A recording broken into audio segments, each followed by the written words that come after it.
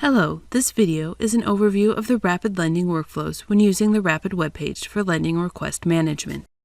The entire lending workflow can be managed through the Rapid webpage. This includes reviewing new lending requests that have been assigned to you by the Rapid system, printing PIC slips, updating requests, and finally, request fulfillment and delivery to the borrowing library. The Rapid main menu page provides me with an overview of our Rapid lending activity and is where I'm alerted to new lending requests. We can also use this page to review requests that are in progress. The lending queues are broken out into request format. Journal article requests and book chapter requests are managed separately through their own queues. We can see that there are new journal article requests. To review these requests, I simply click the queue. I can also click Expand All if I want more details for all of my lending queues. Now I see I have several requests in the New Request Batch Print queue. I click on this to see that the requests are in my main library branch. Some libraries use multiple Rapid branches to assign lending requests to different libraries or physical locations. You can even have requests for electronic journals or ebooks route into their own branch for processing. For example, some libraries have an e-journals branch that is specific for processing article requests in electronic journals. This is helpful if you prefer to manage your print and electronic requests separately. Please send the Rapid team a note if you are interested in this option.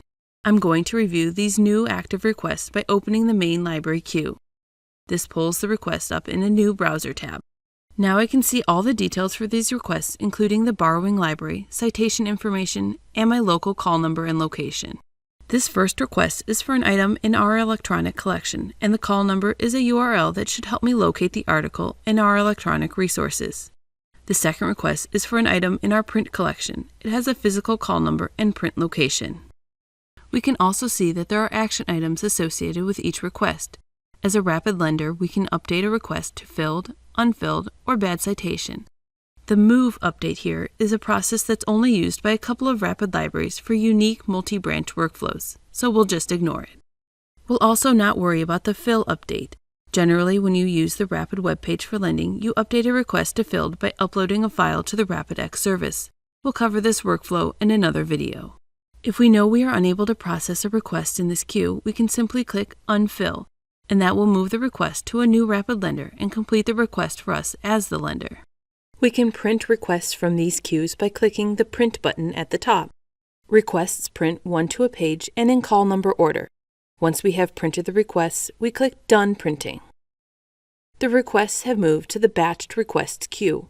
I can open this queue at any point to review this batch of requests. While we should be able to fill most of our lending requests, we'll sometimes need to cancel a request because the item is not on shelf or otherwise not available for processing. As we saw earlier, we can update a request to unfilled, which is the Rapid term for canceling a lending request through the lending queues. I'll pull up our recent requests under Aging Status. As an example, I'll cancel this request by clicking Unfill. You can see the request is removed from the queue and will also no longer be found in the Aging Status queues. We have completed this request. Another way we can cancel or unfill a request is through the Batch Update page. This page is accessed under the Lending drop-down menu. This page is ideal if you need to update several requests at a time. I'll add my Rapid number to one of the fields, choose my update status, and click Update. The green note lets me know that the request has been successfully updated. If there is an update issue, Rapid will provide me with an error message. For example, I'll try to update this Rapid number again. The system tells me that this request has already been moved on to another lender. I'm not going to worry about the filled and refilled updates here. Again, when we fill requests as a lender using the web page, we do so through the RapidX service. The Undo update allows me to remove an update made in error. For example, if I mistakenly update a request to filled, I can remove the update by choosing Undo and updating again. There is a short window of time I'm able to use the Undo update, so I want to update as soon as I realize I've made an error. Finally, as a lender, we'll occasionally receive a resend request if the borrower finds a copy provided was not suitable. I can see one new resend request under our Journal Article section. If I pull up the request, I can see the note the borrowing library provided. From here, the request can be updated as any other lending request. I can unfill it to move it to a new lender, update it as a bad citation, or process it through RapidX for fulfillment. This completes the overview of the Rapid lending workflows. Thanks for watching.